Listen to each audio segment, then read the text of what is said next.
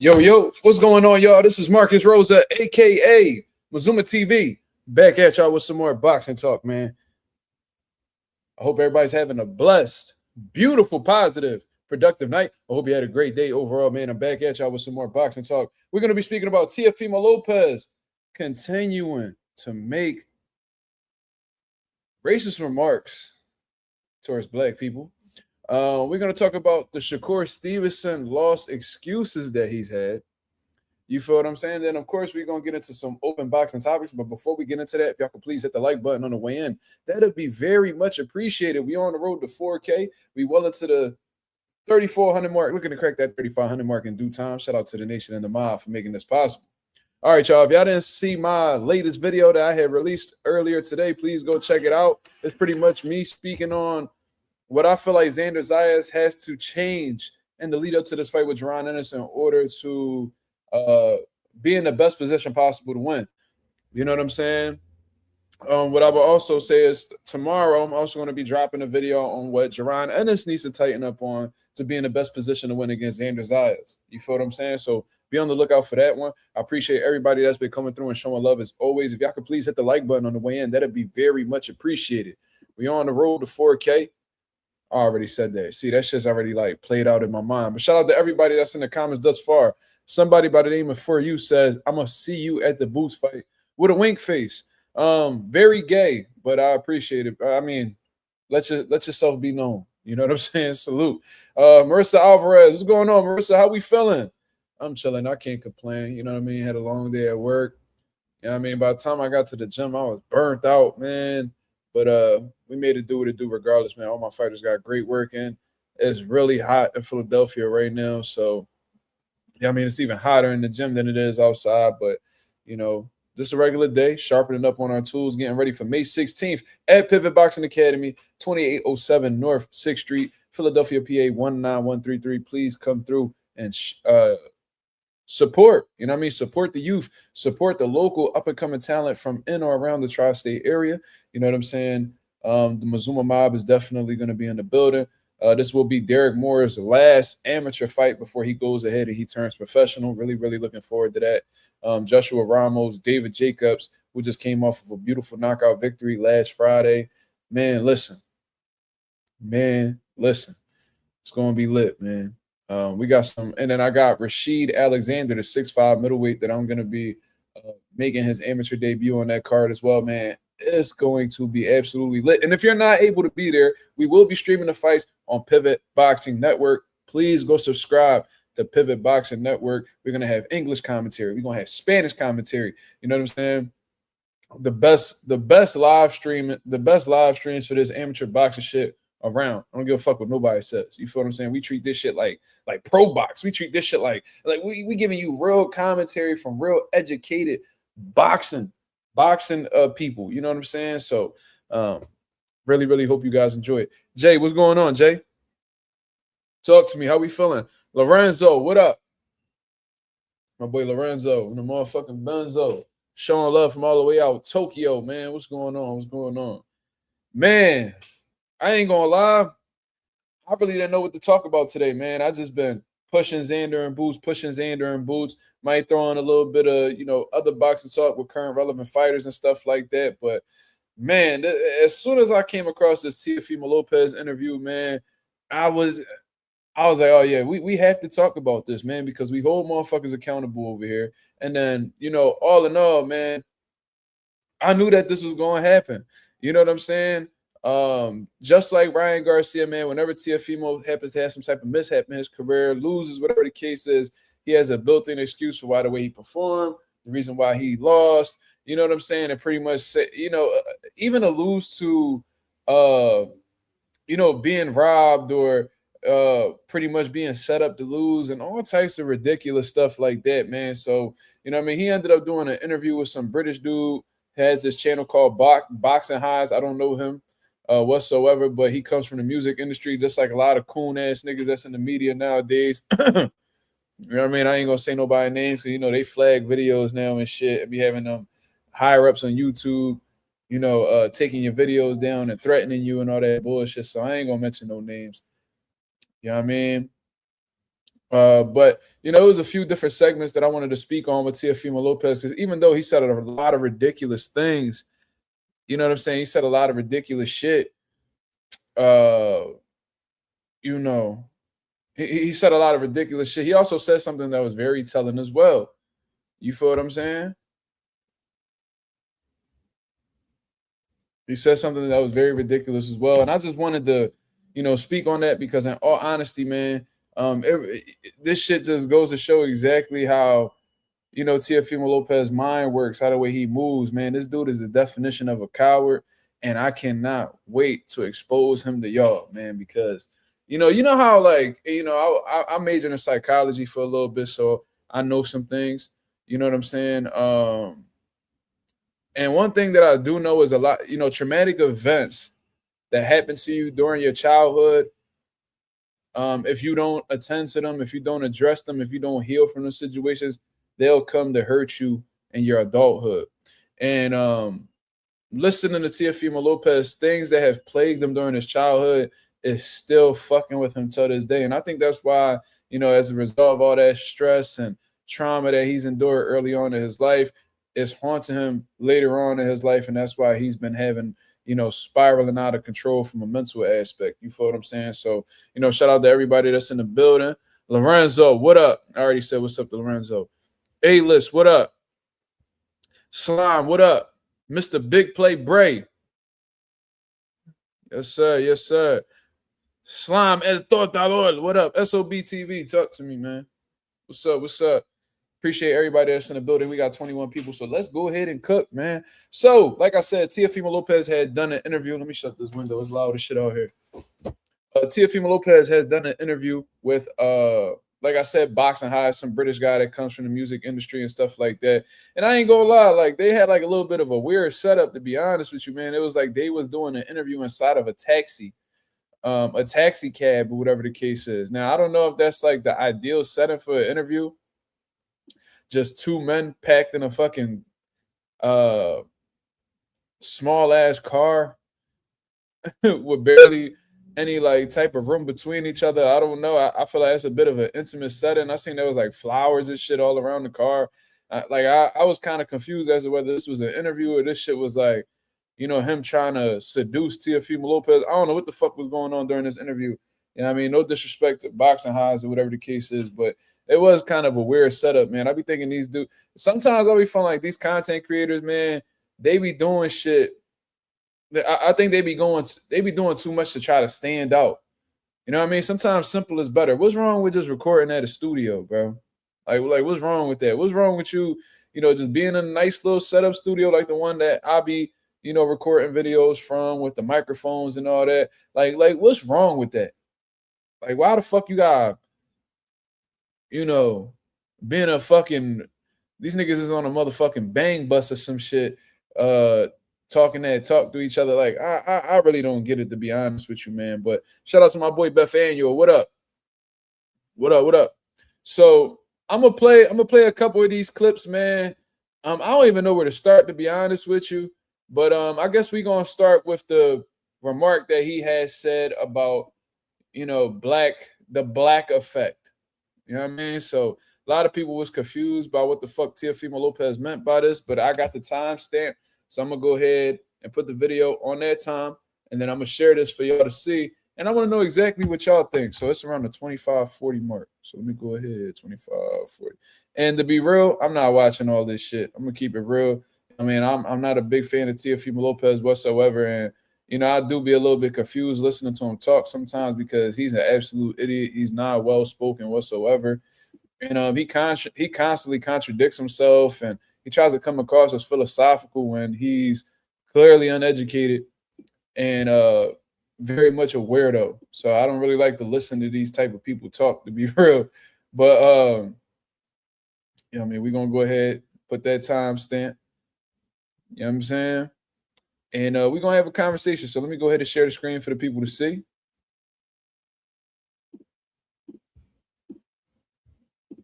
Let me see.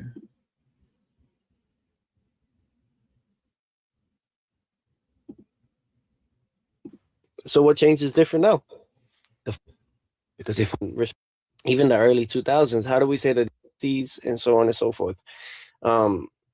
Even the early 2000s, how do we say that these guys were all great and this and that, and this guy's a legend and respected and all across the world, but yet they have so many losses? Because they fought everyone. So what change is different now? The Floyd effect. You mean the black effect? The Floyd effect. To me, as a British boxing fan, How the fuck did Teofimo Lopez just decide, like, he just wanted to generalize black people? He didn't even allow dude to put like a name to it, like the Floyd effect. And obviously, it basically all started with Floyd, in this era with guys, doing their best to maintain their undefeated records, and they think undefeated records means everything. You know what I'm saying? Let me see. Slime said, read what I called that interview. No, I saw what you wrote, brother. I'm not gonna be speaking about that though. I'm saying we gotta keep this shit. Try to keep this shit professional. But no, I guess he was trying to talk about like how come. So Teofimo Lopez was attempting to make a point, but he was pretty much saying how, like, back in the days these fighters were considered great, but they had so many losses.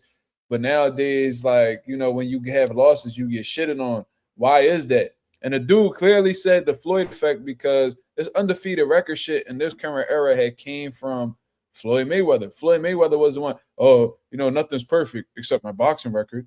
You know what I'm saying? Like, so a lot of guys wanted to follow his lead because Floyd was a trendsetter for his generation of fighters, right? I get it. But Teofimo Lopez doesn't just want it to be specifically about Floyd.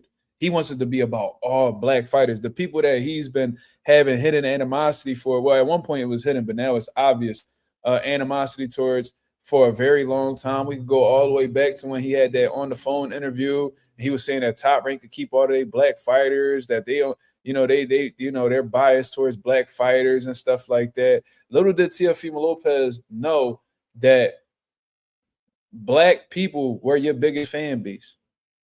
Black people were your biggest fan base. It wasn't fucking Honduras, because they don't even worry about boxing. You know what I mean? There's very little professional boxers that ever come out of Honduras. You're probably the only notable one. You feel what I'm saying? Then on top of that, you know what I'm saying? I mean, you didn't have no other Hispanic country backing you. Puerto Rico didn't give a fuck about you. Mexico didn't give a fuck about you because you're not one of their own. So now, you know what I mean? The only fan base you had, you went out of your way to disrespect them. And then of course you got the the banana jokes, and saying the N-word with the hard ER, while you hitting the bag with your father recording, who's also known for being a racist as well, speaking out of pocket, and things of that nature. You feel what I'm saying? So this is Teofimo Lopez knowing that he should not be speaking on black people, period. Because when Shakur Stevenson beat the dog shit out of you, you went as far as to apologize for slavery. But now, you know what I mean? I guess, you're not emotional anymore. You've calmed down from that whole situation. So now you back to that bullshit that you was talking previously. So with Teofimo Lopez apologizing, he's clearly not apologetic for what he said. He meant that shit.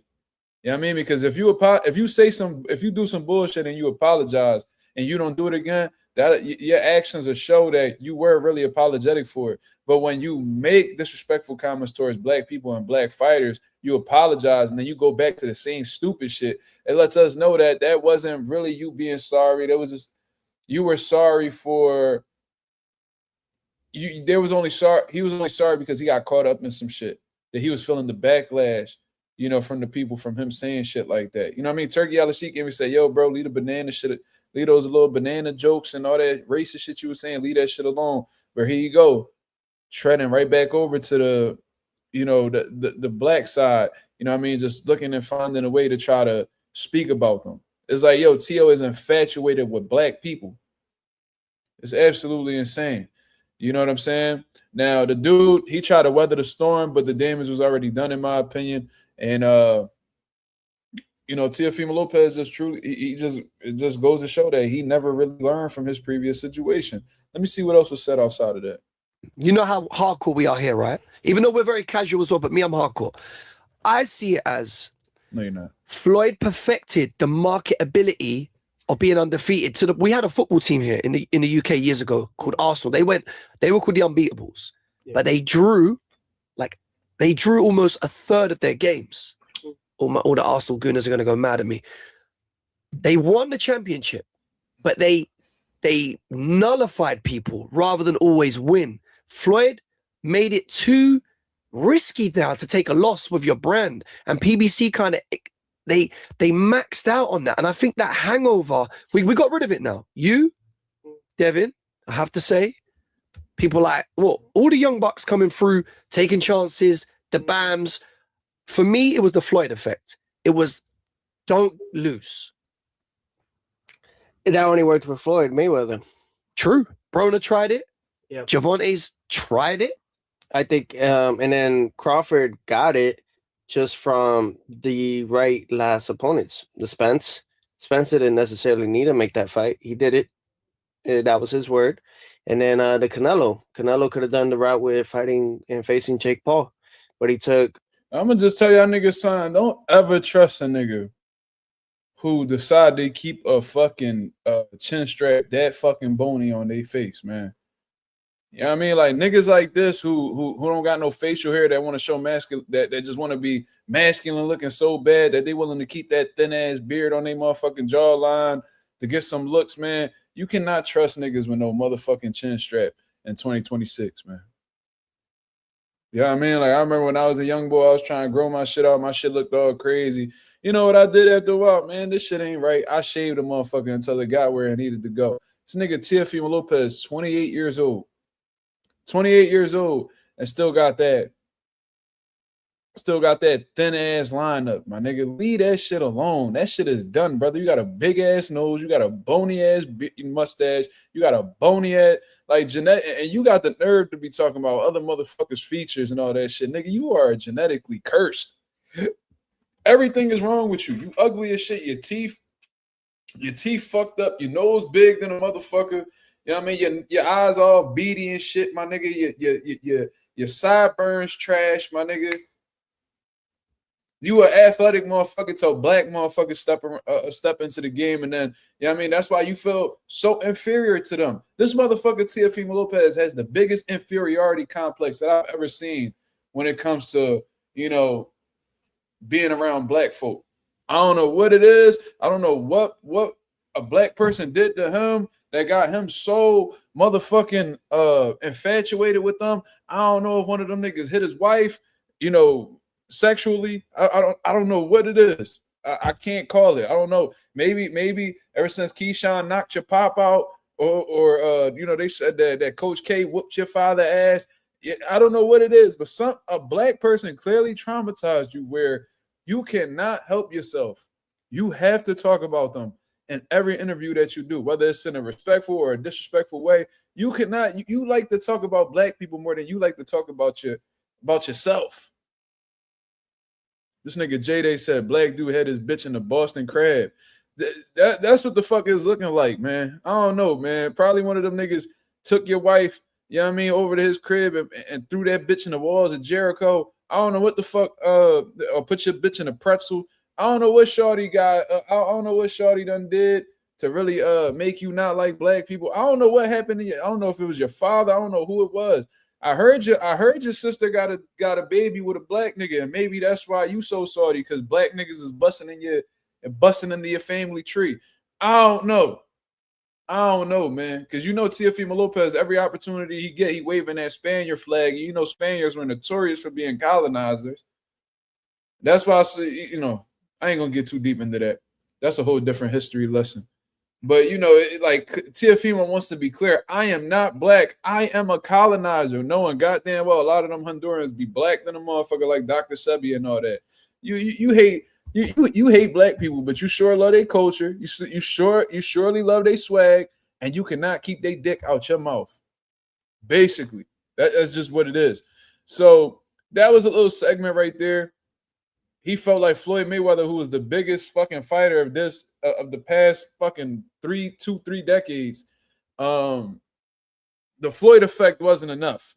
He didn't want to just, he wanted to generalize. He wanted to be clear. It's not the Floyd effect. It's the black effect. It's like, isn't Floyd black, you fucking idiot? Like, am I lost? What are you talking about, bro? You feel what I'm saying? So that's just one segment right here. I don't know if he says anything outside of that. Let me hear. I think like 50 million more out of what they were going to pay him, and got the Crawford fight. So there was just things that worked in Crawford's favor, but not the same way that Mayweather did it in his career, and you can't compare the two. I know you respect Floyd because you love Floyd's dedication to the craft, right? But to come back to it, that era doesn't even matter no more. We're not gonna get those numbers like that no more. Pay-per-view is not really the avenue what they say it is, and let alone a lot of times our deals are just guarantees. We don't get back in a lot of times. I think PBC is probably one of the few that's so we gonna skip past this. I don't really give a fuck about that no more. But I wanted to show y'all guys something. So you peep it, and it's a few different segments. I want to get into the excuse part now. Now let's get into the excuse. We want to know why Teofimo Lopez lost to Shakur Stevenson. You know what I mean? Because we're under the impression that Shakur Stevenson just had the better game plan. He was the more skilled guy. Stylistically, Teofimo Lopez was tailor-made for Shakur Stevenson. I think that was the general consensus, right? Not the Teofimo Lopez. Now, if y'all want to know exactly what his viewpoint is on the whole situation, look no further because I'm about to share the screen. Let me see. Let me see. Okay, this is it right here. So I'm gonna share the screen once again. And this is him still on Boxing Highs. Shout out to Boxing Highs. And this is Shakur. This is why Teofimo Lopez feels like he lost to Shakur Stevenson. This is his perspective, not ours. So let's hear it. Like it wasn't the class that I should have been in any longer. I think that it was. Hold up. According to Teofimo Lopez, he was fighting at a weight class that he shouldn't have been at anymore. This dude, Teofimo Lopez, is out here saying that he outgrew the 140-pound division by the time that Shakur Stevenson fought him.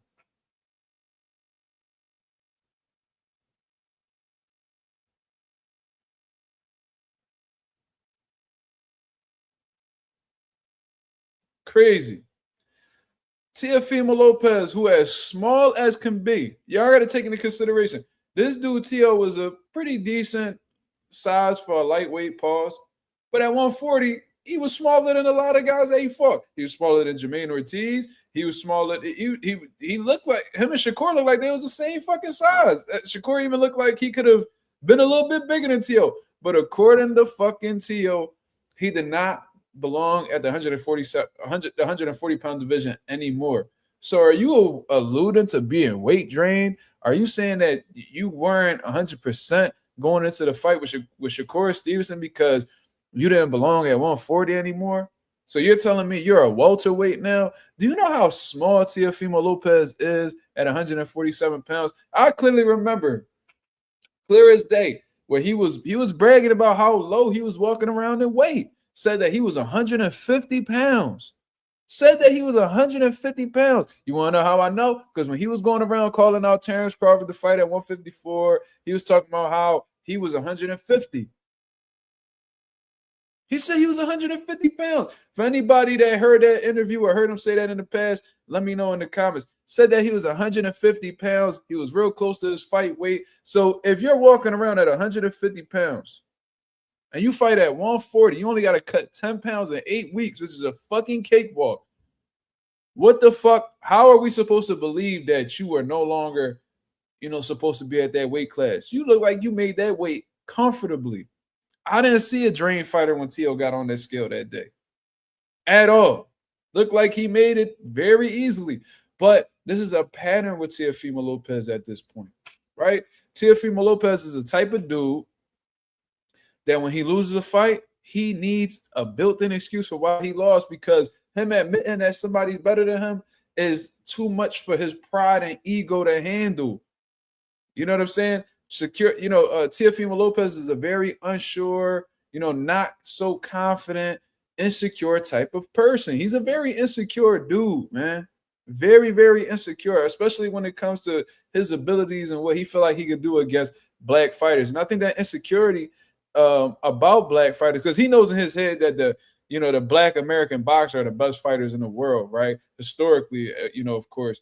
So he knows that, and he knows that he's not on their level. So I think that him knowing that, he has like a hidden animosity for them because he low-key wants to be them. Or at least he wants their qualities. He wants their abilities. You feel what I'm saying? So, I ain't gonna say it. I ain't gonna go that route. That's a little bit out of pocket. I ain't gonna go that route. But regardless, man, that's how Teofimo Lopez comes across to me. So he says off of the rip that he was in a weight class that he no longer was supposed to be in. So here goes the weight excuse. Teofimo Lopez was drained when he fought Shakur Stevenson. This is what he's saying, not me. I know how to read between the lines. The timing couldn't have been any better, just because of the fact that we need to get the startup of the best fighting the best. I think you are one of those that want to see that, right? I think those that are watching, you guys could disagree with me on everything else that I say, but how many of you want to just see us fight? Whether we win, lose, just have everybody fight. That was the reason of the Four Kings in the 80s. That was the reason why we seen so many of them fighting. How many we seen in Jack Johnson and all these other great champions. So he's rambling now, but I want to make something very clear, right? And this is my opinion, and y'all could go ahead and voice y'all disagreements or agreements in the chat. But I feel like Teofimo Lopez only fought Shakur Stevenson because he had no other choice, man. Let's rewind a little bit. Just to make a long story short, he went out on bad terms with Top Rank. You know what I mean? He kept talking shit about Top Rank, how he wasn't getting paid, blah, blah, blah. He did everything he could to try to get himself out the contract at one point in time. You know what I'm saying? But then Turki Al-Sheikh was able to pay this man exactly what he wanted when he went to go fight Arnold Barbosa on that Times Square card, right? Cool. So at that point in time, Turki Al-Sheikh was paying these guys. They was fighting. Tio's finally getting what he feels like he's worth, right? So then he beats Arnold Barbosa. Good victory. Arnold Barbosa went on to beat Kenneth Sims. He did some solid shit after that, right? So good win for Tio. But then Teofimo Lopez started to feel himself, and when Turki Al-Sheikh was looking to make the Devin Haney fight, he agreed to all the terms. Once the contract came to his table, he refused to sign. And he made 1,000,001 excuses, disrespecting people's religion. You know what I'm saying? Calling, Turki Al-Sheikh out of his name. Like, he's purposely being disrespectful to try to burn a bridge. Teofimo Lopez was going over to PBC to see if they had a bag for him. He found out real quick PBC ain't got that bread that he's looking for. Top Rank, he already burned that bridge with Top Rank, where they literally said, bro, you don't have to be a part of our cards. You can go fight wherever you want. Just make sure you bring that fucking money back. You feel what I'm saying? So Top Rank ain't want nothing to do with him. PBC ain't want nothing to do with him. Matchroom, I guess they ain't had nothing to do with him. You know why? Because Teofimo Lopez disrespected Matchroom back in the day in the lead up to that George Kambosos fight, pretty much alluding to that shit being rigged and all types of shit. So I can see Eddie Hearn like, man, we ain't worried about you. Like, fuck you type shit. So all roads lead back to Turki Al-Sheikh, hence why he apologized. And even though Turki Al-Sheikh accepted the apology, Turki Al-Sheikh is a petty dude. And he's admitted the one that wanted to set up fighters in the past. Remember what he said about Jake Paul? Yeah, I remember what he said about Jake Paul. Like, man, I would love to make a fight with Jake Paul, with Anthony Joshua, just so I could see him get whooped. Turki Al-Sheikh has made it clear that he does not mind doing business with guys he don't like, as long as he knows that they're going to get fucked over at the end, right? So he was like, all right, we can still do business, but you're going to have to fight. I'll give you that money you're looking for that nobody else is willing to give you, but it has to be against this guy. So Teofimo Lopez took that fight by default because he had nowhere else to go. Who was going to pay him the type of money he was receiving to fight Shakur Stevenson? Nobody. So he had no choice. You want the money, you have to do this. What did Teofimo Lopez do? He took that money. He fought Shakur Stevenson. He laid a fucking egg. And in my opinion, I don't even feel like Teofimo Lopez was really trying. He had no urgency. He was getting out boxed. He getting cut. He getting beat up with jabs and hooks and shit. And now he's trying to spin this narrative. Oh man, why don't we just do what these guys in the 80s do and just fight the best? Like we fight the best. Oh, we fight the best. You know what I'm saying? Like, yeah, like I lost, but since when did we stop getting credit for fighting the best competition? Tio, you're pushing that narrative now because you literally had to fight this dude if you were looking to get compensated well. There was no other fight outside of that. You weren't given any other options. But go ahead and push this dare to be great narrative so motherfuckers can look at you and be like, you know what? T.O. did fight a lot of good. No, you're a duck, nigga. You're a fucking duck. You feel what I'm saying? And one thing about T.O., whenever he loses, he just so happens to find a reason to move up and weight. When he got his ass whipped by George Kambosos, he cited all these health issues, being weight drained, moved up to 40, was having success at 40, gets fried at 40, just like he did against Kambosos, citing weight issues, moving up to 147 now. Notice the patterns, right? So let's continue on because he has more excuses. Fighting and having 100, like nearly almost 100, Mixing up 100 professional fights. I mean, now you're barely lucky if you're even going to pass 30 fights fighting these top guys. So it's a shame in certain areas, but Make Boxing Great Again was that avenue. I was like, well, okay, forget, undefeated guy. Just he had Andre Ward behind him. He had Terrence Bud Crawford behind him. He had Floyd Money Mayweather behind him. Timothy Desert Storm Bradley behind him. Jay Prince behind him. all good friends of yours. There was others that were all behind him. Roy Jones was behind him. So just let you know, and I don't have nobody behind me. I mean, God himself, yeah. But when it came to it, even the night of, I didn't have nobody behind me. But it let me know something I needed to know all along was that I got to start moving in a way of progressing my career the way I should dictate it. But I should now, Dictate it. Look, bringing up previous comments from Turkey Al-Sheikh, this dude is an idiot, bro. He's a fucking idiot. You talk about, Turkey still want to do business with you, yada, yada, but you disrespected him by calling him a dictator. Then you're bringing up the dictator comment again and then emphasizing it. It's like, this dude T.O. really don't got no type of publicist. Who the fuck is Teofimo Lopez publicist? What the fuck are they getting paid for if they're not doing their job with him? I don't understand this dude. There's nothing like this dude is literally like the definition of somebody who is like, how you call it, man? Like a self-destructive, man. Whatever. You ever meet that one person that got, they finally got some good shit going on and they just find a way to fuck it up. Like he's a constant fucker-upper, bro. This is what the fuck Teofimo Lopez is. He cannot keep comments to himself. He does not, choose his words carefully. Like he always does the dumbest shit when he doesn't need to. You talking about call T.O. Sr.? Let's give T.O. Sr. a call, man. Let's give him a call. Because we got to talk to him about his son, man. His son out here. Give me 1 second.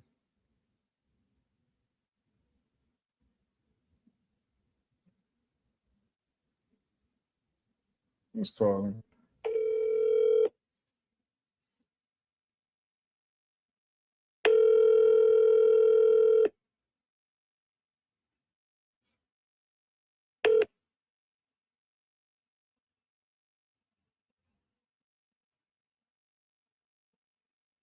Hello?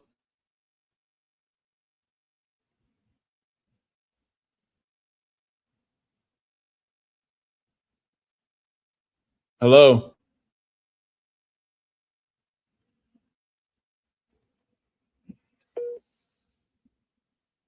You talking about please text me.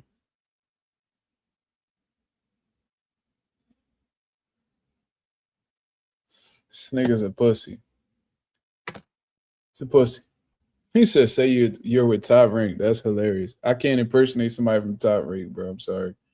That could be like that could get me put in court. Bob Arum and them niggas is lawyers. I'm cool. Them niggas these niggas gonna take my bread, bro. I'm cool. But anyways, man, let's see what else T.O. got to say about this, man.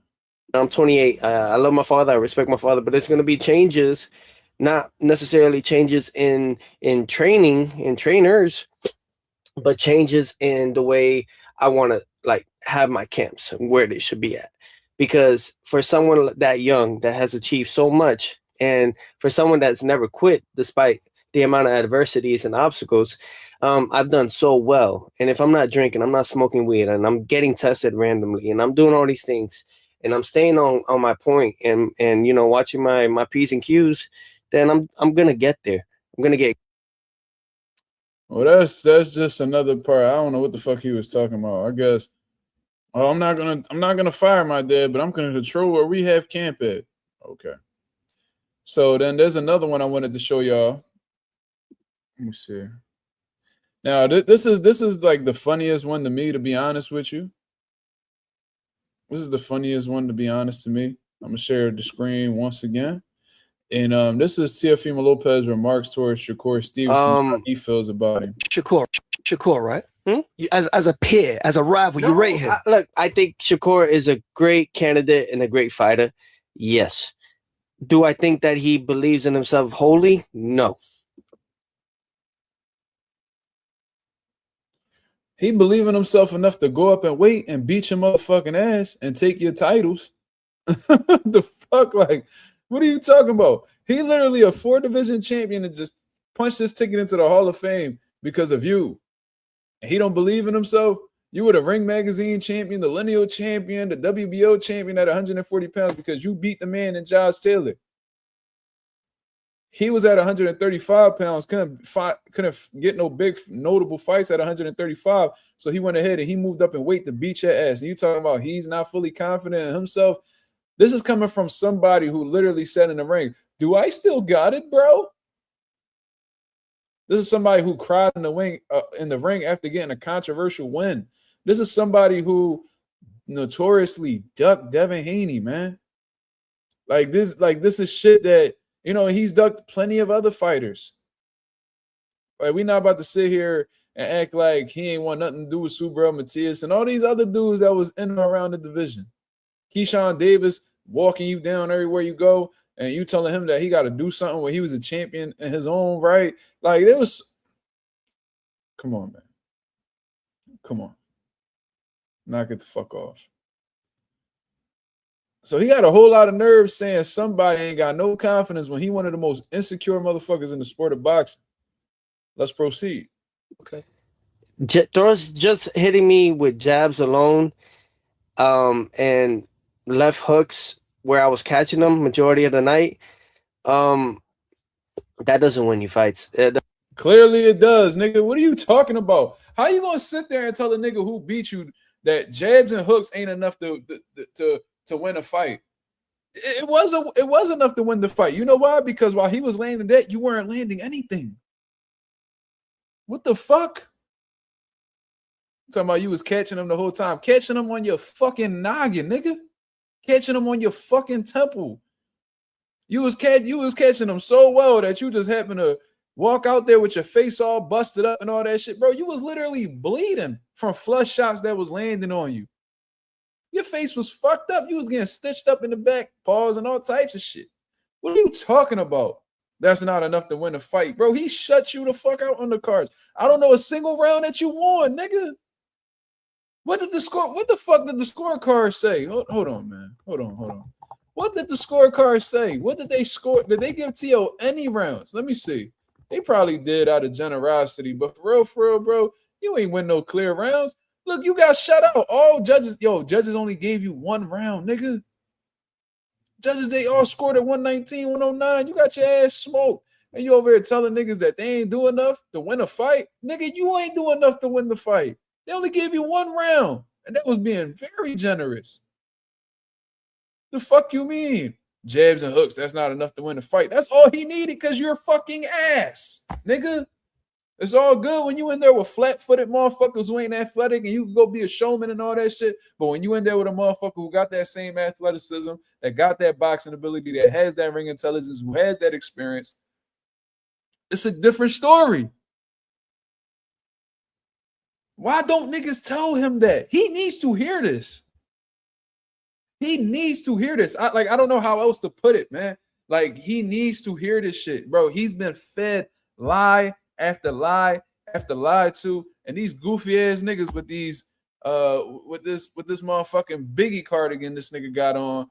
He just gonna sit there and just take. He just gonna accept whatever T.O. saying. Where is the pushback? Where is holding this nigga accountable? Are you scared to get beat up in that little ass taxi cab by Teofimo?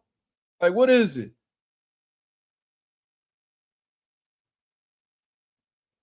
You ain't want him to walk out of that car because you spent so much money on roses that you got in there. You packed in that motherfucking taxi like some sardines, nigga. You don't want to be in. Like, what you scared for him to, step out that motherfucking car and leave you there with that cameraman looking stupid than the motherfucker? Man, get this nigga the fuck up out of here, bro. Get this nigga T.O. the fuck up out of here, bro. Seriously. What the fuck is we doing? I'm kind of flattered that that Andre Ward and Terrence Bud Crawford thought that Shakur could finish me.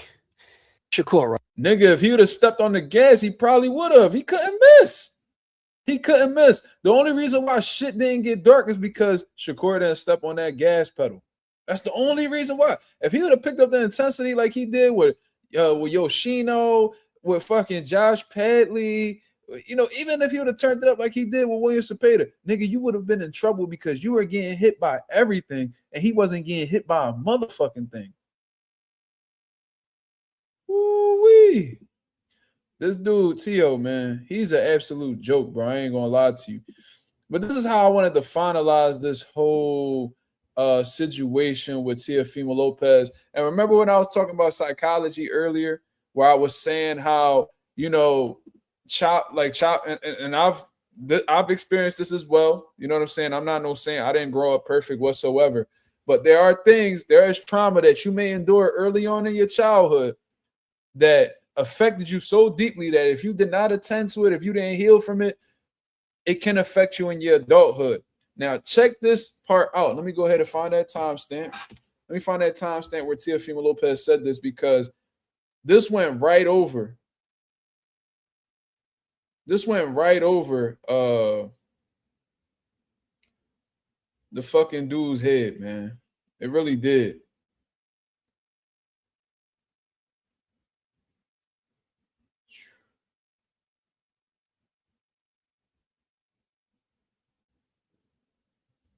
Hold on, y'all.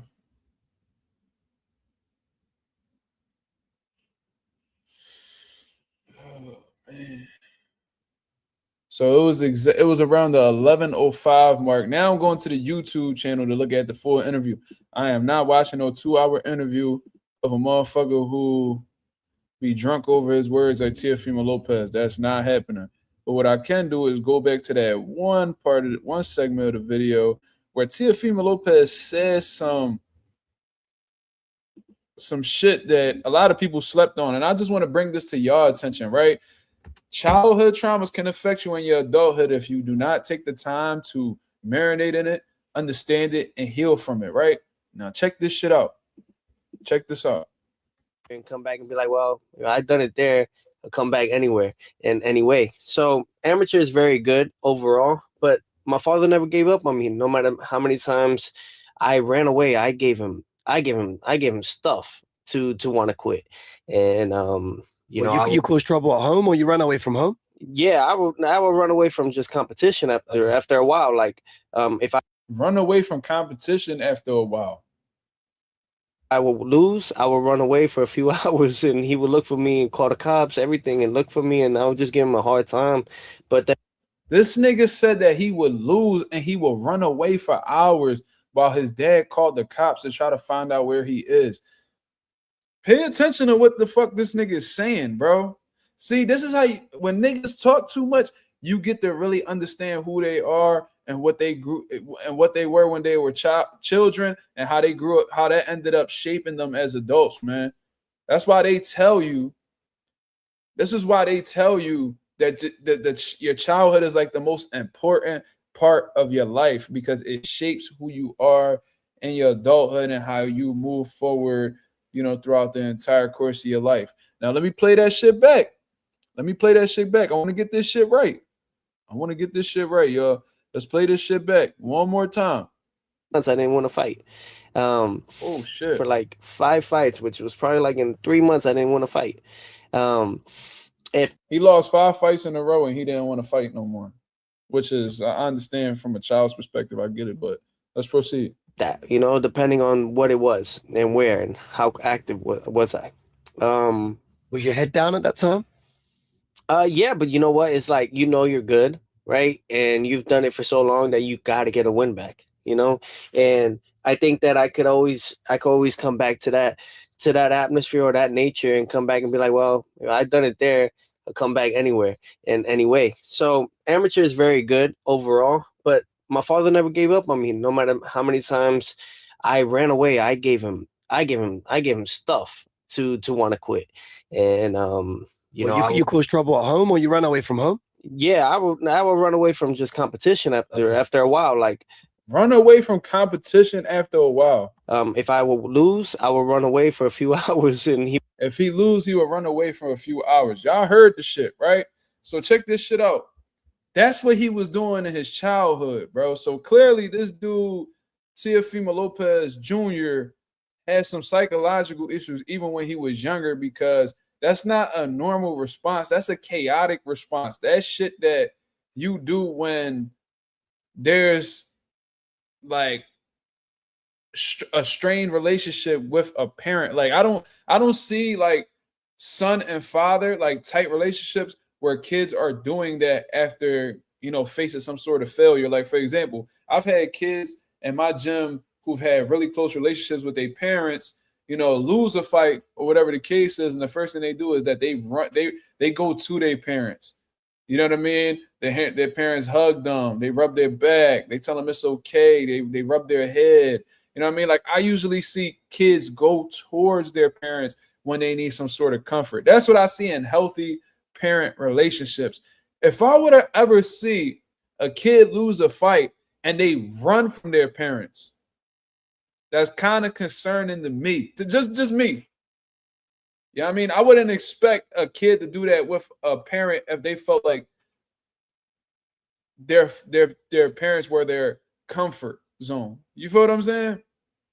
So I think that's kind of concerning. But look at what he did when he was young, and look at what he's doing now. And you tell me if his childhood trauma is still very apparent in his adult life. He said he ran away from competition. We've seen several examples of Teofimo Lopez, although he's fought some, you know, some solid guys and shit like that. We can't lie. He's run away from competition in the past. Top Rank had a very difficult time trying to lock in fights for this guy. That's like that's public record. You feel what I'm saying? I remember his own managers was coming out. It was like, yo, we don't know why Teofimo Lopez is not taking this deal. Like this shit, like it only made sense for Teofimo Lopez to run away from the Devin Haney fight. This is shit that we do remember. It wasn't that long ago. You feel what I'm saying? So there's that, right? You run away from competition. Now, he says that every time he would lose, he would run away. Now, I'm going to revisit the last point that I made prior to showing y'all these videos. Teofimo Lopez has this pattern now that when he loses, he has excuse after excuse after excuse. When he lost to George Kambosos, he had a hole in his esophagus. Oh, they said that he could have died. And, you know, my son could, you know, Teo Sr., oh, my son couldn't breathe. And was even saying how it was set up for him to lose and all this shit, right? That's literally an example of running away, not in a physical way, but in a figurative way in terms of running from accountability. Instead of just sitting there and be like, man, I mean, I had the wrong game plan. You know what I'm saying? I wasn't thinking in there. I got overly emotional and I paid the price. You know what I mean? I got to go back to the drawing board, see what I did wrong. I'm going to learn from this. I'm going to get better. You know what I mean? Salute to Kambosos. He was just a better man tonight. That sounds like a healthy mentality. That sounds like somebody who's, you know, who has self-awareness, somebody who isn't overly emotional and, you know, like, you know, has his mind, you know, in the right place. You feel what I'm saying? We don't see that from Teofimo Lopez. But then he runs in terms of going up to the next division. Because in Teofimo Lopez's mind, going up to a new weight class is like starting off with a whole new clean slate. You know what I'm saying? He could leave all that shit behind him, and now it's on to the next chapter, right? He was doing this thing at 140. You know, he was beating, Sandor Martin, Jermaine Ortiz, which was both controversial fights. Arnold Barbosa, good win. I forgot who he fought. I forgot who he fought at fucking his debut at 140. I think it was like Rojas or some shit like that. I could be wrong. Oh no, it was Pedro Campa. I'm sorry. He beat up on Pedro Campa or whatever. You know what I mean? Controversial fight with Sandor. You know, he beat Josh Taylor. You know what I mean? Josh Taylor really wasn't himself, in my opinion. I don't think he has been himself since the first Catterall fight. But regardless, he beat Josh Taylor for the world title. Controversial fight with Jermaine Ortiz. Had a tough fight with Steve Claggett, in my opinion. Beat Arnold Barbosa. So you on a run. You beat 1, 2, 3, 4, 5, 6. You went 6-0 at 140, right? And you had what? 1, 2. You had like 3 title defenses. Come off of being an undefeated guy. You know what I'm saying? But then you go ahead and you get your ass whooped by Shakur Stevenson, and you said that you're happy that it looked the way, that it looked the way it looked, and like you pretty much like Teofimo Lopez. He tries to come across as so intelligent and shit. Whole time he sounds super dumb behind the shit that he's saying. He was like, "I'm glad I made it look the way that it was supposed to look." Like pretty much, it sounds like you alluding to taking a dive. Are you admitting to purposely losing? Like what the fuck did that even mean? So instead of Teofimo Lopez saying, "Yo, Shakur, a bad motherfucker," he outboxed the shit out of me, man. You know what I mean? He did what he had to do to beat me, and I can't do nothing. I'm gonna go back to the drawing board. You know what I mean? To see what I could do to continue improving as a fighter. That's what I would say if I got smoked. Somebody whoop Mazuma. If somebody whoop Marcus Rosa ass, man, I'm gonna be like, "Yo, you a bad motherfucker." You know what I mean? He neutralized everything I had. You know what I mean? He got the best of me. He was the better man tonight. Congratulations to him and his team. I'm gonna do whatever I can to bounce back and become a better fighter off of this situation. As much as it would hurt me to say that, I would say it because that's just you keeping it real with yourself and the people that surround you, right? Cool. Teofimo Lopez doesn't do that. So it goes back to this childhood trauma. He said that he purposely ran away from competition, and then whenever he would lose, he said he would run away. Where his pop got to call the cops and will be looking for him and all types of shit. Like, what, nigga? The fuck you mean you running? What are you running from? Accountability? That's what it sounds like to me, man. Sound like you had an accountability issue since you were very young. And maybe it's because of your father, because you admitted that your dad was, and he said it himself, niggas can't sue me for this. Teofimo Lopez said in an interview that his dad, that he called himself a crack baby because his dad was fucking with drugs while, fornicating with his mom. That's what he said. So maybe some of that shit done trickled into your motherfucking bloodstream, and you know what I mean? You may very well be a crack baby. You probably right. So your mind ain't, you got a couple loose screws or whatever. So you had some trouble, when you were developing as a child. I don't know. But what I do know is that shit that he partaked in, the shit that he, took part in doing in his childhood is clearly affecting him in his adulthood, in his adult years. So I'm gonna tell you this, Tio. I really don't give a fuck about you. You a racist. You know what I'm saying? You a real disrespectful person. You lack accountability. You are not a man, in my opinion. I don't look at you as a real man. You feel me? You a child. You a grown ass man with a child, with a child's mindset, and you're too old to be insecure, my brother. Like, you know what I mean? Like everybody gets to those certain points, but it's like, bro, if you have some type of insecurities, do what the fuck you're supposed to do as a man to move past that. You feel what I'm saying? Like, let it the fuck go, bro. Hidden animosity and all this, that shit is corny. You feel me? So that's just my take on the whole situation, man. I found that small part of the interview very interesting. I'm sure if I continue watching, I'll probably pick apart some more things about Teofimo Lopez's psyche and all that. But man, since the very beginning of his boxing career in the amateurs when he was a baby, he ran away from competition. whenever he would lose, he would run away to, to avoid take accountability for his mishaps in the ring, dodging his pop, so his pop won't have to tell him about himself. That's who Teofimo Lopez is in today's boxing as well.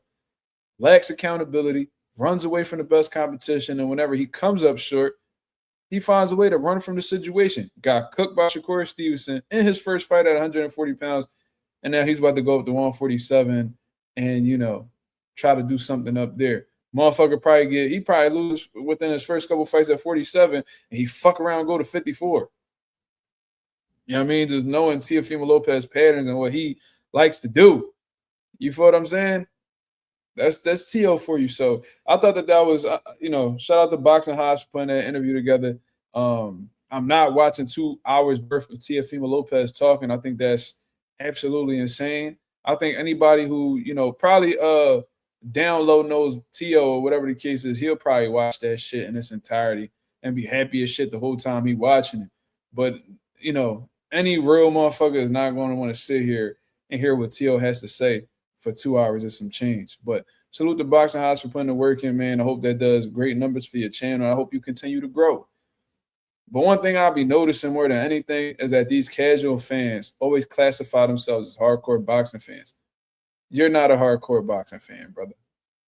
Like, it's okay to be a casual boxing fan, and you could gradually become a hardcore boxing fan, but that takes years and years and years of learning, consistency, watching, film, study, listening to today's current situations in the sport of boxing. It takes time to develop from a casual boxing fan to a hardcore boxing fan.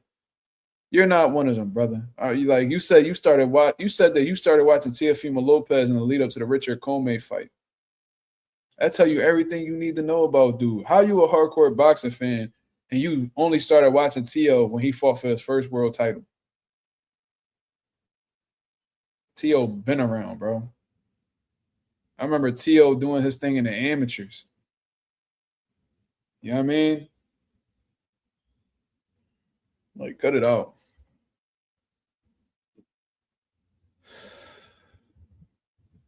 You know what I mean? But that's all I pretty much had to say about Teofimo Lopez, bro. He's full of shit.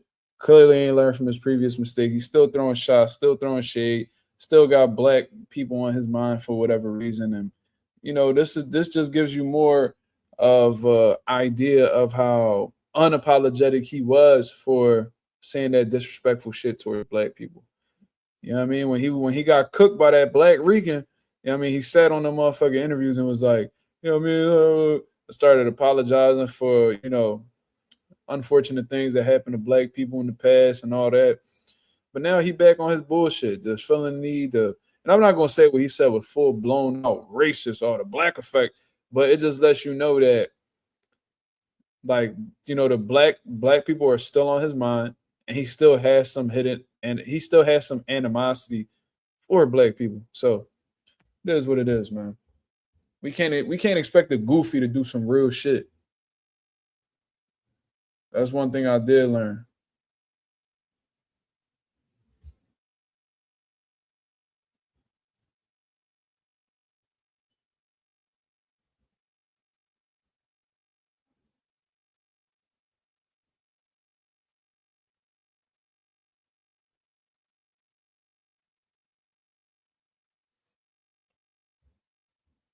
My boy Josue Hernandez in the building. He said, "Yo, what's good? Mark just came back from the Yankees game. That's what's up, brother."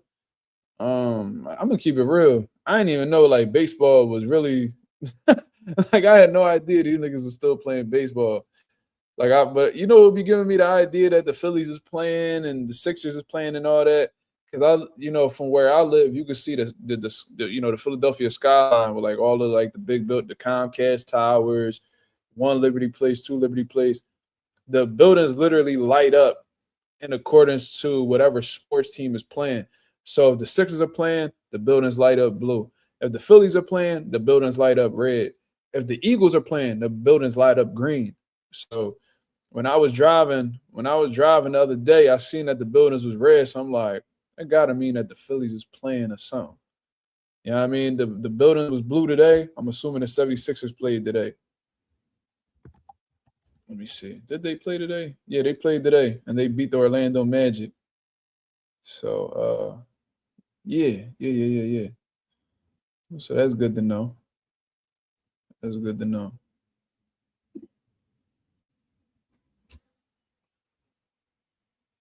But shout out to everybody that's in the building. Y'all go ahead and hit the like button. Shout out to the 48 people that's in the building. I'm gonna open up the platform for some open boxing topics for anybody that wants to come through and drop a comment.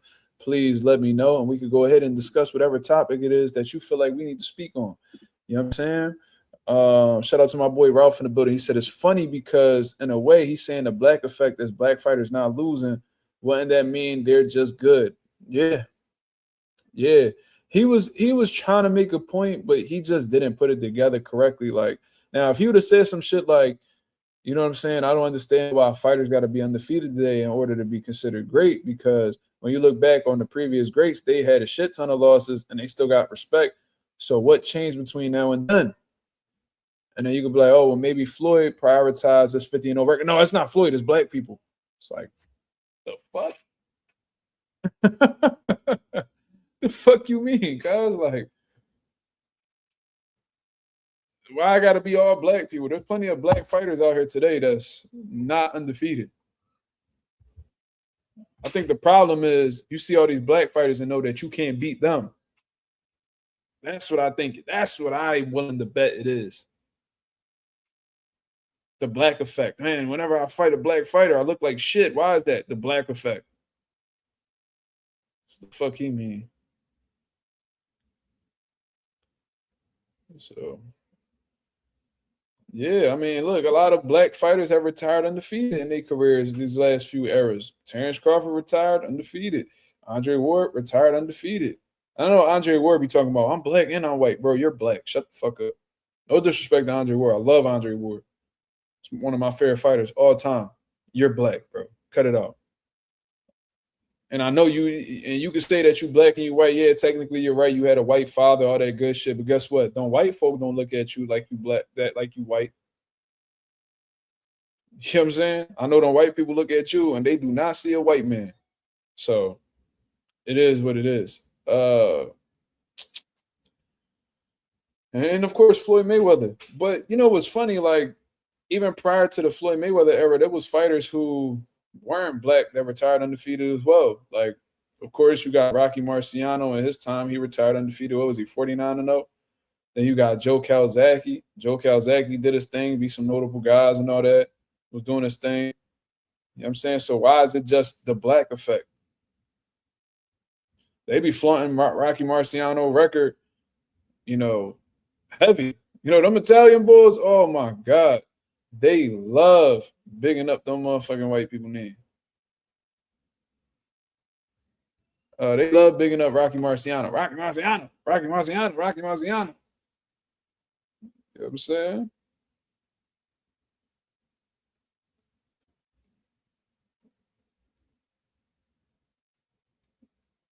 Let me see something real quick. They be glazing Marciano. They definitely do, bro. Shit is hilarious.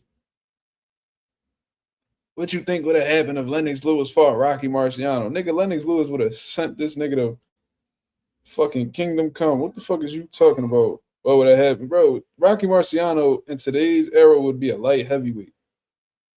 Fuck you mean what he gonna do with Lennox Lewis? Nigga, you crazy? Lennox Lewis would do a number on that nigga, bro.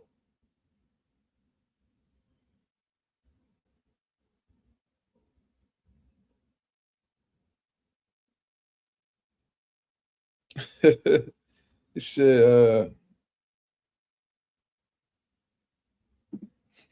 Marissa said he said it on the Pivot Podcast interview that the white people didn't rock with him. See, I know exactly what it's like to be biracial.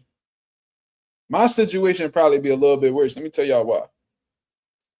Growing up, I used to walk around. I was looking, and look at me. I'm not dark at all. I'm actually a light-skinned dude. We all know this, right?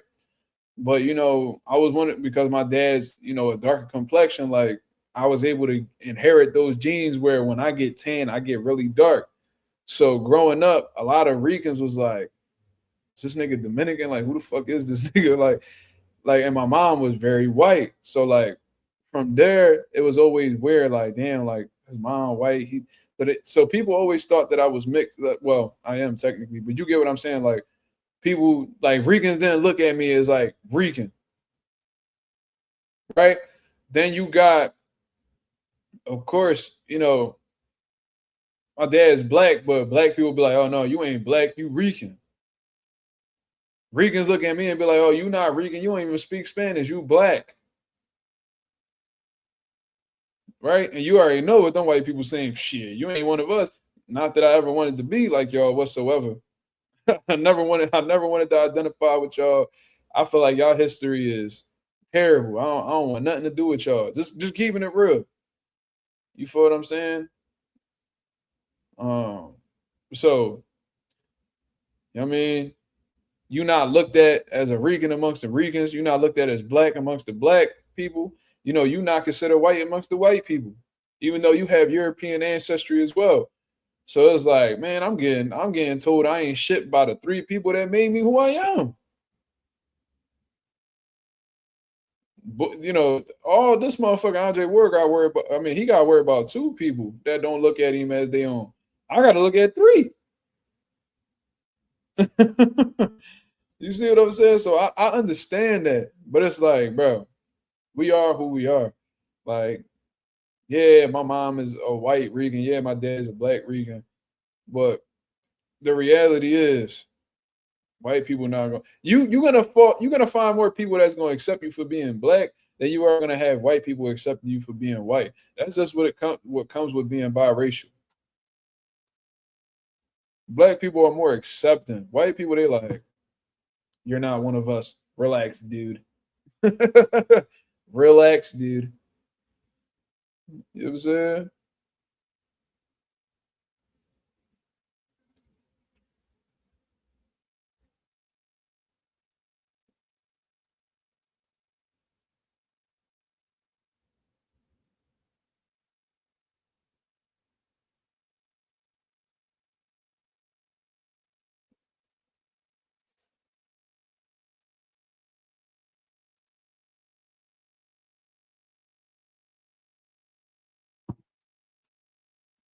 I know how that shit is, bro.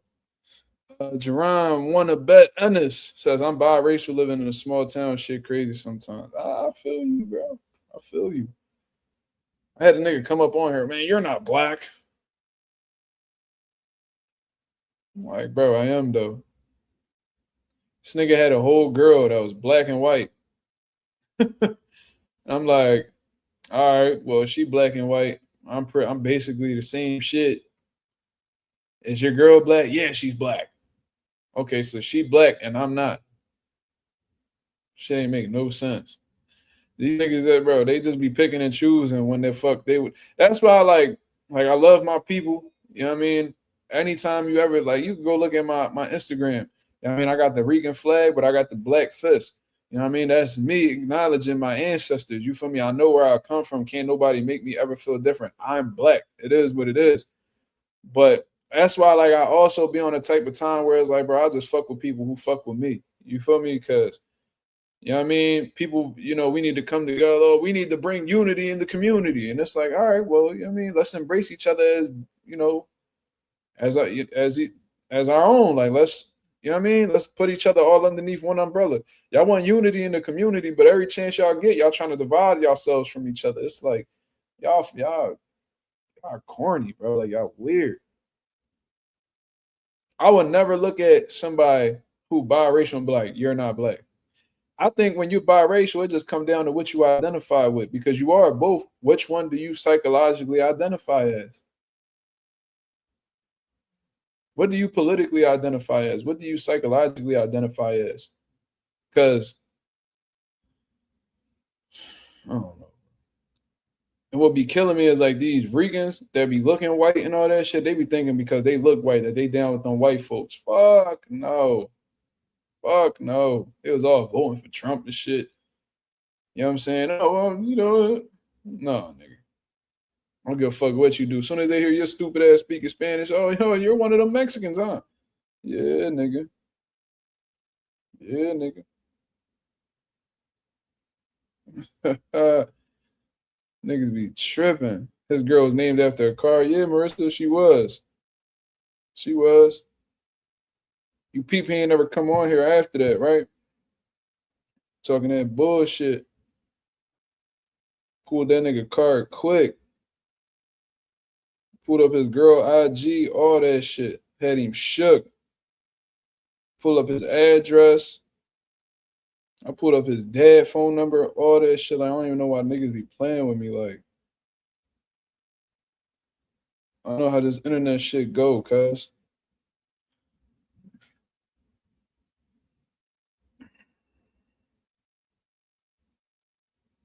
You know what I mean? My boy Out of Pal said, in Texas prison, the Mexican dominated clique can pick you up because you Latino if you want to rock with them. Well, the fortunate thing behind all of that is I highly doubt I'll be in that situation. Not saying that it's impossible, but yeah, I mean, I'm not the type person that get arrested or anything like that, man. I'm very understanding of the law. And I know there's people that's falsely convicted, unfortunately, but I mean, I take pride in not being around you motherfuckers, bro. You know what I'm saying? So I don't think I will ever have to pick or any of that shit. You stay out of shit, you last a long time, man. Staying out of shit, you can avoid a whole lot of shit.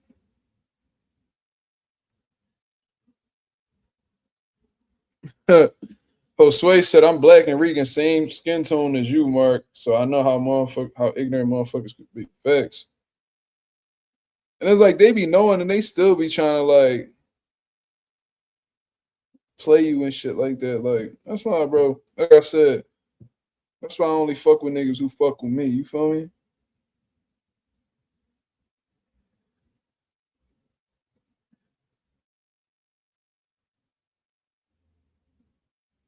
I only fuck with niggas who fuck with me. It's that simple. You ain't fucking with me, stay the fuck away from me.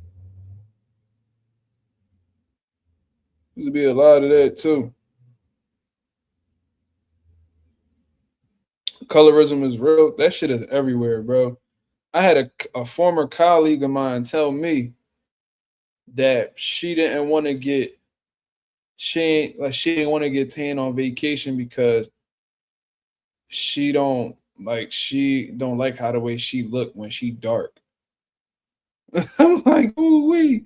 That's self-hatred, real than a motherfucker, man. I love when my tan come in, man. I be feeling like a different nigga, you heard? Fuck you talking about? Nah, I don't like how I look with dark skin. I bet you don't, bitch. I bet you don't. They be hating their skin so bad. They be looking straight like they be looking like black people till they don't want to admit that shit though. Hair be nappy than a bitch. Hair be nappy than a motherfucker. They don't want to admit it though. That colorism shit is very real, especially in the Hispanic community, boy. God damn. Shit be wicked out here in these streets, bro. Indians, Latinos, Asians, there's colorism. I'm sure. Bro, that's a global thing. White supremacy guys, chokehold on everybody. I ain't even gonna cap. Everybody, bro.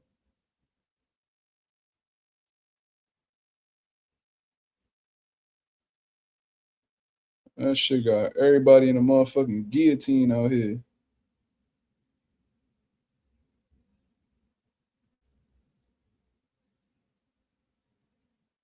It's so bad in Jamaica they bleach their skin for real. I wouldn't doubt it. Motherfuckers do that shit here. Celebrities, all types of shit. It's sad that it really gets to that point, man. Like, man, being black is beautiful. They want to be you. That's the crazy part. You over here hating yourself, and the motherfuckers that's making you hate yourself want to be you. Sitting out on the beach all day, getting spray tans, getting memberships at fucking tan places, and them niggas be sitting and baking in the sun for hours just to get 30% of the color that you are. Nigga, they want to be you. You falling for that. They love your culture. They love your women. They love y'all. They love y'all food. They love y'all. They love everything. They love the big lips. They used to make fun of me all the time. Oh, big ass. You got the man. Look at your big ass lips. Now everybody filling their fucking lips up with shit that we don't even know what the fucking long term effects is going to be of the shit. They get their motherfucking lips together. You know what I mean? They getting their butts all big. You know what I mean? You know what I mean? They getting they literally are doing whatever they can to look like you. Meanwhile, you foolish enough to fucking believe that you're inferior to them when they want to be like you. Insane. I'll never understand it, bro. I swear to God. They got, I'm trying to tell you, white supremacy got us in a motherfucking chokehold, bro. I'm talking about like it's a different type, John, like a fucking Islam Makhachev. What's his name? Islam Makhachev, one of them type chokes. A Khabib or Nurmagomedov choke out here in these streets. It said dancing culture too. You got niggas joining clubs and shit to dance to black music. Trying to tell you, they the ones who got the inferiority complex. They put that shit on you and you falling for it. Them niggas want to be you, nigga. They want to be you. You don't even know. You're not even taking the time to realize that.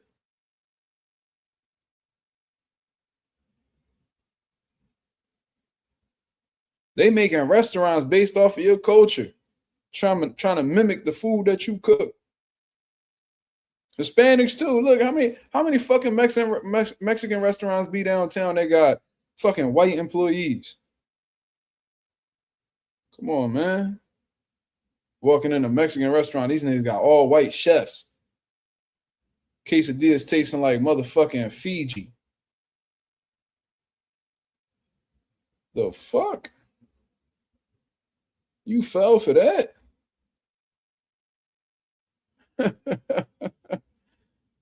Motherfucking burritos tasting like Deer Park, man. Get this shit the fuck up out of here, man. Y'all niggas crazy.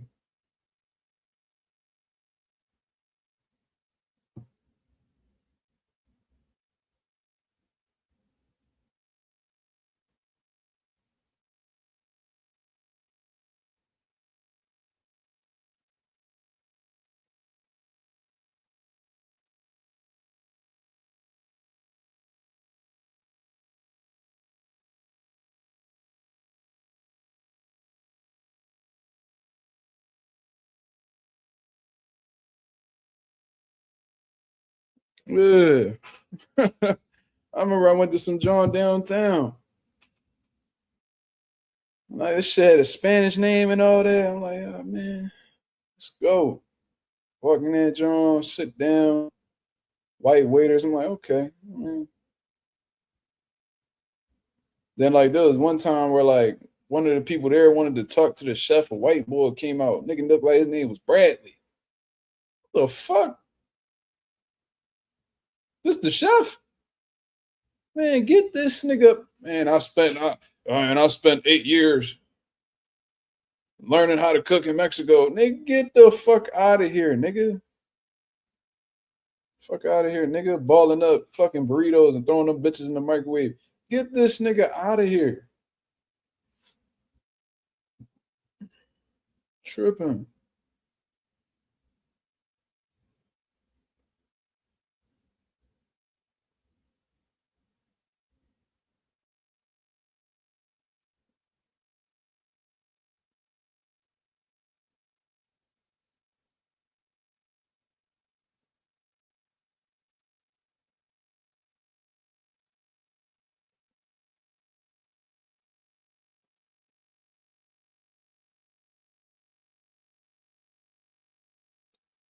I need my tortillas homemade. Man, yo, the best experience I ever had, bro. I went out. I got a homie over there. Shout out to my homie Manny, man. I was out Williamstown, New Jersey. I met him through my best friend Justin. My child, he been my friend. He been my best friend since we was like 12 years old. he ended up moving to Jersey, went to high school with a nigga named Manny. We connected through Justin and shit. So I forgot what was going on, bro. But like these real Mexican folk, like, you know what I mean? They they legal and all that, but like, yo, man, they came from nothing. They was dirt poor, started their own hardscaping business, man. They took off, man, multi-million-dollar company. Shout out to my Mexican brothers and sisters out there, man, that's making something of themselves despite being targeted by these fucking racist fags. You feel me? Anyways, man, I was down in Williamstown, New Jersey, and I got direct, man. I had the craziest directing, bro. It was pitch black out that bitch, man. And I had an old ass hoopty. I had like I think I had like a '04 Mazda 6. It was like a little hatchback John. Lights was dimmed in a bitch, man. I'm like, fuck it, we gonna make it do what it do. I just hope I don't hit no deer out this motherfucker. Then I ended up getting to the front of the house and had a long ass driveway, and they had like a bungalow, like on 1-story cribs, but the crib was long as shit. Bro, why it was like 8 niggas that lived in that crib. They all had their own bedroom, yo. I'm trying to tell you, them niggas had pigs. These niggas had goats. Yo, them niggas was living good over there, man. Like real tight-knit, family oriented. They had a big party, bro. They embraced me like they knew me, man. The fucking Mexican niggas hugging me and shit. Like, yo, I'm fucking with this shit, bro. Niggas, they kept offering me beers. I'm like, no, I no drink, papi. I no drink. Like, you know, drink. Fuck. You know what I mean? Them niggas are showing me hella love, man. Bro, but the food, they had some old little chunky Mexican joint in there. Man, they was in there. Man, that food was amazing. My boy Justin came through too. He was like, yo, bro, it's your first time here? I'm like, yeah. You know what I'm saying? I chilled with Manny a couple times, never went to his crib. Bro, the hospitality Mexicans got, yo, A1, man. Some of the best hospitality you could ever come across. Good people. You know what I mean? Beautiful vibes, bro. Like it was, man, that was such a good time. I ain't gonna lie. That was one of the most, and I don't party. I don't really be stepping out the crib all like that. Anybody who know me could tell you that. I be here all the time. I love being home. But that was the one time where I was like, yo, I'm glad I stepped out the crib. You feel me? That was a really good time. And I just linked with them like a couple weeks ago. I just linked with them again. Yo, still good people, man. Shout out to my Mexican brothers and sisters. Drinking was never my thing. I've never been drunk. Like I've never drank. It just was never my thing. And you know what it is for real. Growing up, a lot of my childhood trauma came from or started with alcohol. You know what I mean? Like I seen alcohol abuse was very heavy on my mom's side of the family. You know what I mean? A lot of fights, a lot of violence, and a lot of attacks towards me, man. Like liquor was the main reason why I faced verbal abuse, not physical. You know what I mean? I could genuinely say that. But I fell victim to verbal abuse constantly due to being around drunk people, bro. I am trying to tell you, like, I done got cooked. I done got beat up like in sparring sessions and shit like that. Don't none of that shit add up to verbal abuse, bro. I'm trying to tell you, growing up, bro, like I can't remember how them punches felt when I got cooked in a sparring session or boxing, whatever the case is. Like I don't remember that pain. I couldn't tell you none of that. But what I can tell you is how certain words really hit me to my core, and that shit. It took me a while to bounce back off of all of that. So I grew to have a strong resentment towards liquor growing up. So and it's crazy how liquor, even though I've never drank, has been a constant theme of my life. Childhood, teenage years, young adult years, mature adult years. I guess if you're 28, I guess you grown. You feel me? It's constantly been a theme in my life, and I just can't seem to run away from it. But that in itself is the reason why I refuse to be a part of that situation. I'm scared to even know what I would be like if I was drunk, considering everything I've been through because of liquor. I don't even want to know who I would turn into. You feel me? So that in itself, I would never drink liquor. That would never be me. You feel me? Anybody else? Like every girl that I've dealt with drink. Like You know what I mean? The girl I'm with now, she drink occasionally. Everybody, you know what I'm saying? But I just never been that one. Like people in my family know not to even ask me to drink. Yo, they be like, yo, Mark, no, we ain't doing that. People will beat me to it. Nah, he don't do that, bro. That's not his thing. No, for real. And then like people be having such these niggas be so these niggas really be addicts to the point where it's like, you know what, he never drank before. Nigga, I'm not you. I'm not you. And I don't need to lie. Like shit, I'll tell you a few times I got high. Shit, I done hit that. I done smoked that bud a few times, a handful of times, but a few times. I could count on my hands how many times I smoked before. You feel what I'm saying? So I'm just a sober boy overall. I mean, but liquor that shit is the devil, man. That shit bring the worst out of people, and I didn't experience a whole lot of childhood trauma because of liquor or people taking part in drinking liquor, bro. So no. That's why I always ran to my pop crib during the weekends, man. My father was my peace through the insanity I was going through when I was a young boy. You feel me?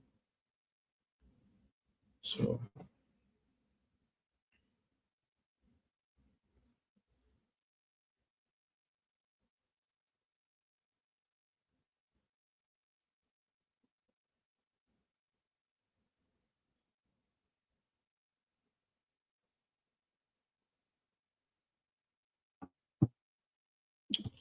Trick said Edgar Berlanga on Twitter told Sergio Moore to come out of retirement. What are your thoughts? Well, I'm gonna say this because it's easy to talk shit about Edgar Berlanga, and I am gonna do that. But Sergio Mora, he started that shit. He was on an interview. I seen him do a little, segment with Chris Mannix on YouTube where they was talking about Edgar Berlanga. I think it was around the time that Edgar Berlanga had officially signed with Zuffa or whatever the case is. And Sergio Mora went out of his way to say that if you give him time to train, that he feels like he could beat Edgar Berlanga right now. So it sounded like to me, Edgar Berlanga pulling that nigga card. But this the thing. Edgar Berlanga, you ain't got, there's some shit. You gotta know when to hold them, you gotta know when to fold them, cuz. And for real, bro, Sergio Mora, even though he talking shit, that should not be a nigga that you worried about. That motherfucker Sergio Mora, I don't even remember the last time he fought, but I know it's been years. He is very much retired. He's a commentator now. And even though he may be popping his shit, bro, that don't mean you gotta acknowledge him, bro. But the fact that you're, calling him out of retirement to fight him, it lets me know exactly the type of person you are.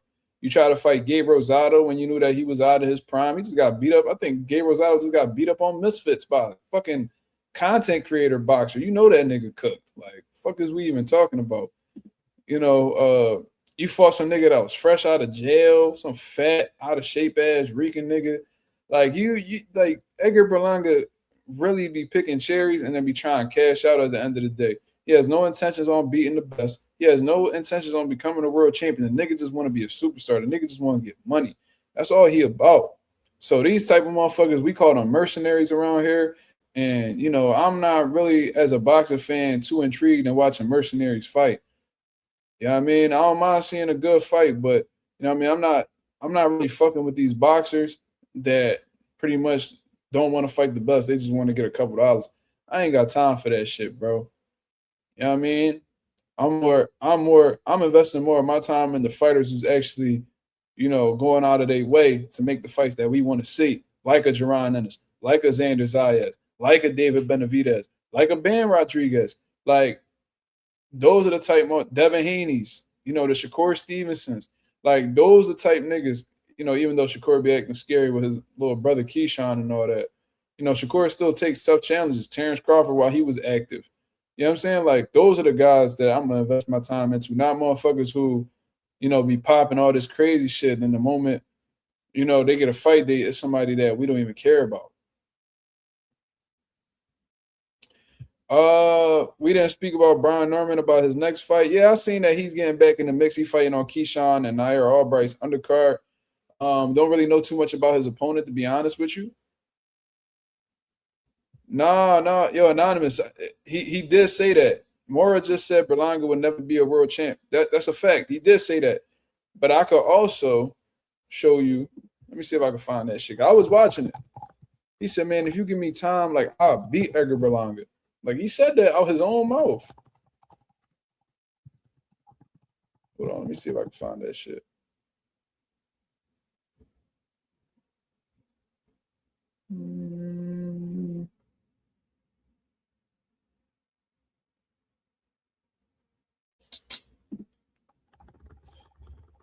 It's a segment he does with Chris Mannix on YouTube, man. It's on Chris Manning's YouTube channel.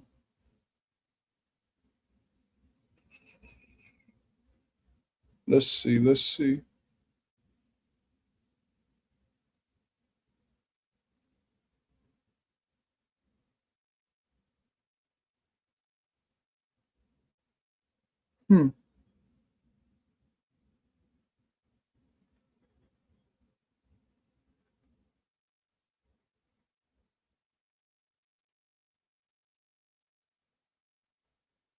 Definitely on Chris Manning's channel somewhere, but I don't remember what video it was. Let's see.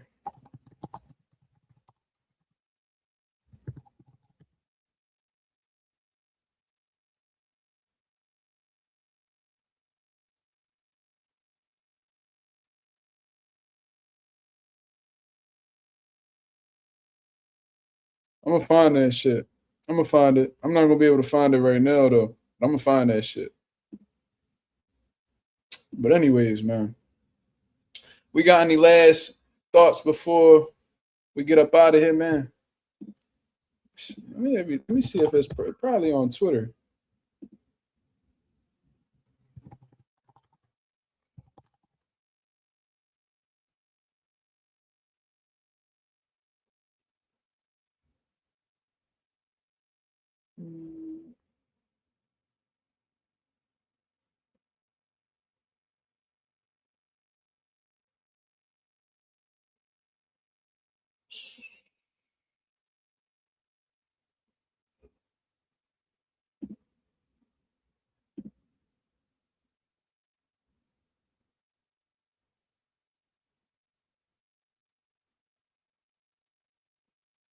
Sergio Mora, funny as shit. Edgar Berlanga, him holding a world title. Yeah, Sergio Petty for that. That's a rare Sergio Mora W. Shit. Damn, when the fuck did he say this shit?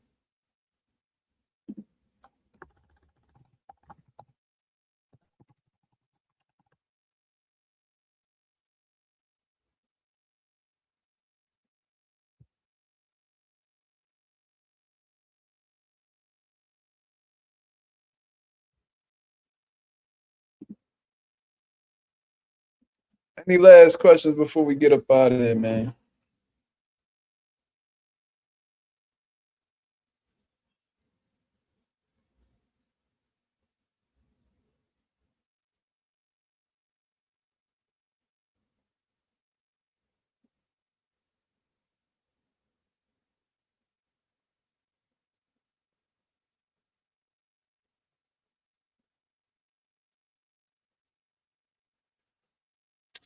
All right, man. Well, I'm gonna get up out of here, man. Shout out to the nation and the mob. I appreciate you guys for coming through and watching this live. Y'all can go ahead and hit the like button on the way out. That'd be very much appreciated. You see what I'm saying? I'll be back at y'all with another video. I'm gonna be speaking about what Jaron Ennis needs to, fix going into the Xander Zayas fight to give himself a better, likelihood of winning.